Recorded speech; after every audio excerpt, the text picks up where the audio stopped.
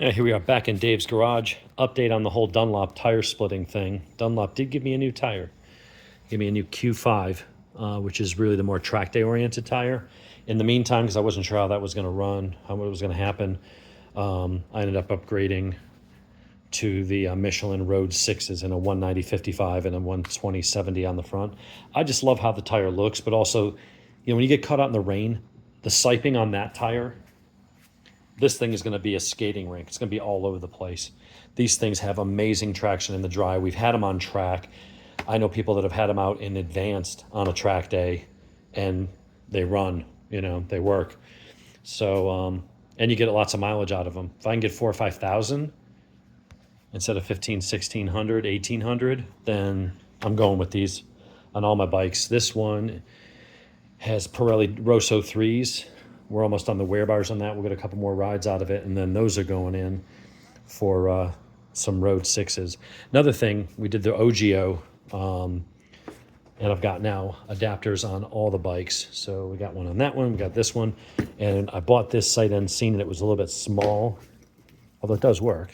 That's what she said. That's what she said. It's a bit small. We needed a bigger one. She also said that. So I got the 8-liter. And so now that thing, I can open it up. It's waterproof. I've got pockets on the side, and that holds 8 liters. And then you just pull this, and then I can take it over to the Ducati. Now, if you have a Ducati Monster, they sell the different mounts. One of them says, fits most Ducatis. So you're like, oh, that's the one I need. No, you need the Yamaha one. For some reason, fits most Ducatis, according to RAM mounts, means the Multistrada. That's the only one that's listed that it actually fits. I couldn't figure out why nothing was lining up. So you could take it off there, locks in, pull this strap, which pulls that up, which bends this. Now, I modified these just to make them a little bit more secure. I don't know that they would have come off, but you pull on that strap and that pulls this piece up, and then these hooks pivot and it unlocks. It didn't take a lot of pressure. Like, I couldn't pull it off, but when you pulled this, it took barely any pressure for that. So I just took a piece of closed cell foam and cut a piece and put it under there, so it's kind of pushing this that way into the locking position. So you have to put a little bit more pressure to overcome compressing that foam rather than just relying on the flexibleness of the plastic. So you can just take that and move it over there. I could take this thing over here and go click it onto the 14. You just line it up and snap it in place. Ain't going anywhere.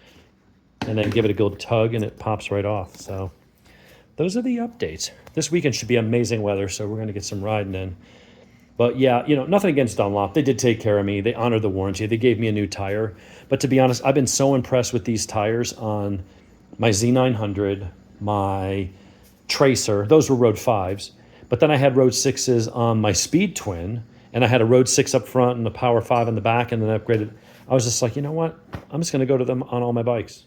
Honestly, for the street and the once-in-a-while track day at a novice to intermediate pace, it's all the tire you need. And when you go into the cold months, these tires will actually grip better because their operating temperature, because of the silica content and how Michelin's designed them, these come into their own at a lower pressure. You don't have to be 190 degrees or whatever to get maximum stick out of them like you do on this barely street legal kind of track day sort of race tire. These tires are, in the real world, especially as we're going into the colder months, are going to give me better grip.